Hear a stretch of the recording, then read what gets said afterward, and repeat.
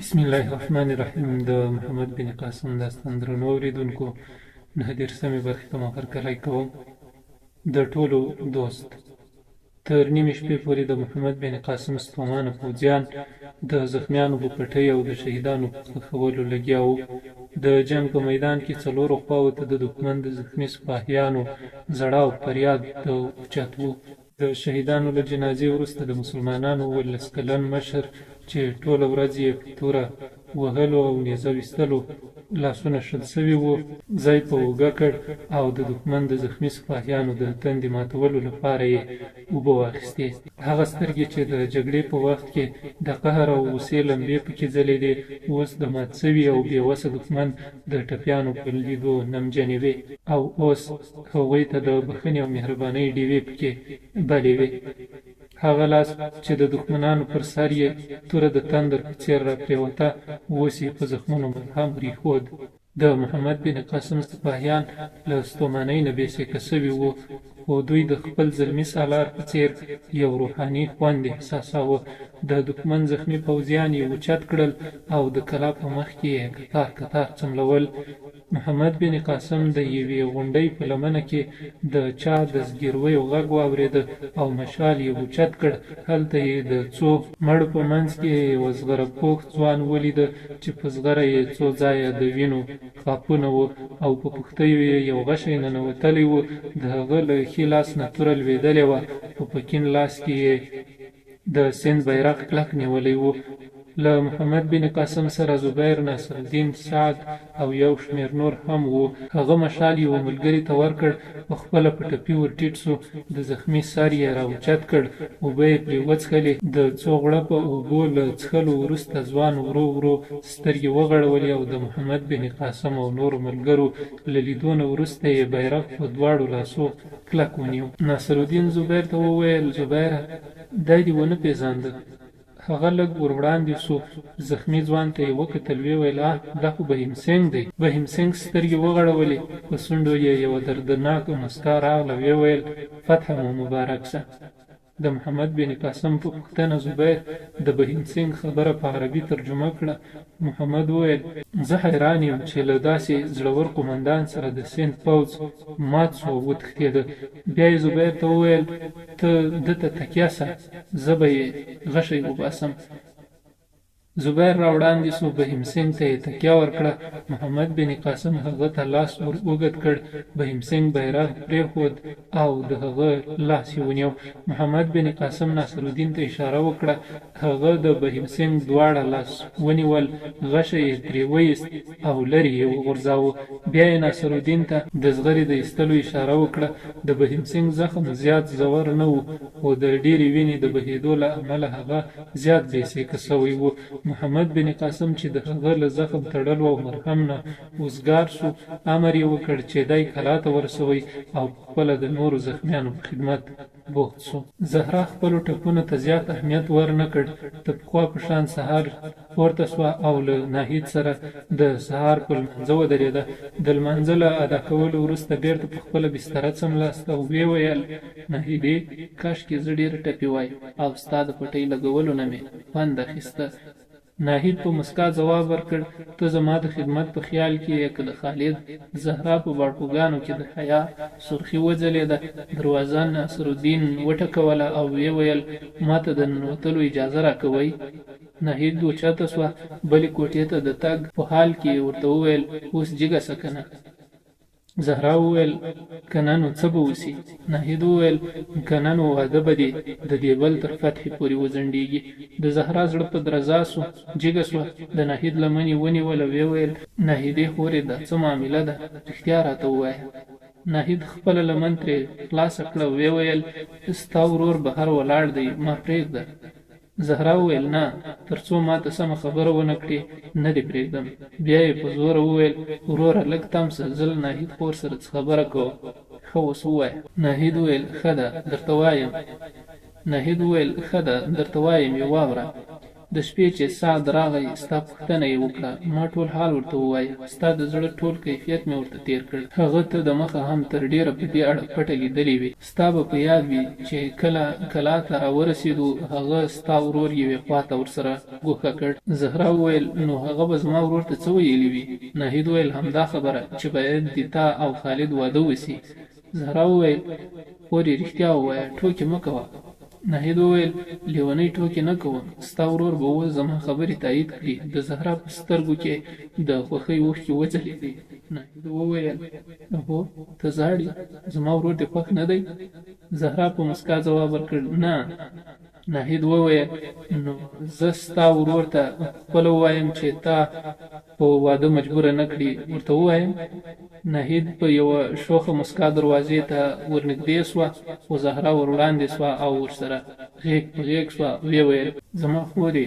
زما مشرې خورې او اوښکې پاکې کړې ناهید وویل نو ته له خالد سره په واده خوښه یې زهرا ورته وکتل ویې خندل او بلې کوټې ته یې ورټېل وهله ویې ویل ورځه ته ډېره شریره یې ناصرالدین له بهر نه وویل زهرا ستا خبرې به څه وخت خلاصې سي زهرا په خپله بستره کېناسته ویې ویل راځه وروره ناهید بلې کوټې ته تللې ده ناصرالدین چې په کوټه کې پښه کېښوده پوښتنه یې وکړه اوس دې زخمونه څنګه دي زهرا ځواب ورکړ هغه معمولي ګرېدلي وو زه بالکل جوړه یم ناصرالدین دې ته نږدې په کټ کېناست د زهرا زړه درزېده له لږ سوچ وروسته ناصرالدین وویل زهرا خالد یو زړور ځوان دی زما اراده ده چې ستا واده ورسره وکړم ستا دا شته خوښه ده زهرا د ځواب پر ځای مخ په دواړو لاسونو پټ کړ ناصرالدین له لږ سوچ وروسته بیا وویل زما ارزو وه چې د سیند د فتحې نه وروسته ستا واده ښه په دنګ ډونګ سوی وای خو مسلمانان داسې رواجونه بد ګڼي پر دې علاوه له سیندیانو سره اوس فیصله کوونکي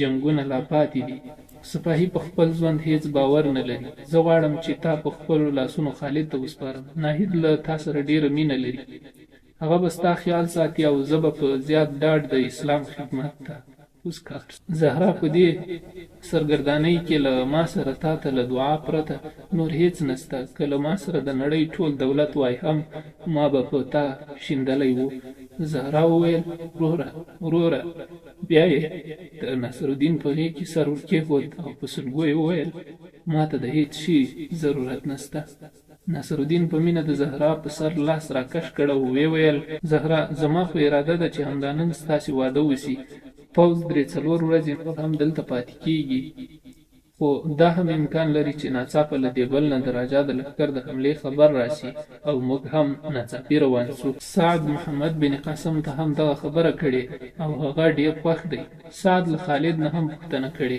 او ناهید خور ته هم مبارکي ووایه ستر سالار په خپله د دې ورور ورغوښتی او د هغه رضایت یې ترلاسه کړی او هغه په خپله د تاسې دواړو د نکاح خطبه لولي له بهر نه سعد ناصرالدین ته غږ ور وکړ او هغه له کوټې نه ووت زهرا اوچته سوه د مخامخ کوټې دروازه یې خلاصه کړه او ویې ویل ناهیدې تا واورېدل نن دې واده دی ناهید وویل زما واده او په مخ کې یې د حیا او خوښۍ سرې اوښکې څپې سوې زهرا وویل اوکې ناهیدې ستا واده اوس ووایه ستا زبیر ورور خوښ دی که نه او زه به هم اوس هغه راوغواړم ورته وایم به چې ځان ته کومه بله نجلۍ خوښه کړه ناهید وویل ته ډېره شوخه یې زهرا خالد د کوټې دروازه وټکوله او ناهید ته یې غږ ور وکړ زهرا په خندا ورته وویل ناهید زر ورسه که نه واده به دې د سیند تر فتحې پورې وځنډېږي زه ټوکې نه کوم ستا ورور به اوس زما خبره تایید کړي ناهید زهرا ته په مینه ناک نظر وکتل او بیا یې بلې کوټې ته ولاړه د هغې زړه د خوښیو په سمندر کې غوټې وهلې او پښې یې رېږدېدلې ماښام د لښکر ټول قمندانان د کلا په یوه پراخه کوټه کې راغونډ وو او زبیر او خالد ته یې په ودونو مبارکي ورکوله ناهید او زهرا په خپله کوټه کې وې او یو له بله یې خبرې کولې ناهید وویل زهرا د نکاح په وخت کې دې زه به ولې ګونګه سوه زهرا وویل ناهیدې زه نه پوهېږم ته پوهېږې که نه خو زما په دې باور نه و چې دا هر څه به دومره زر وسي زما په غوږونو کې انګازې وې. په دې نه پوهېدم چې اوس چېرته یم. بیا که د نکاح د خطبې لوستونکی له محمد بن قاسم پرته بل څوک وای، هم زه به دومره نه وای ورخطا سوی. د هغه په څېره کې څومره جلال او په غږ کې یې څومره رعب و. رښتیا وایم، هغه انسان نه دی، دیوتا دی، او موږ ته یې له دیوتا نه ویره راښودلې ده. ناهیدې، که ته له ما سره نه وای نو ښایي زما زه به بلکل ګونګه پاتې وای. هغه پوښتنه وکړه: خالد دې قبول دی؟ زه له شرمه خولې خولې سوم.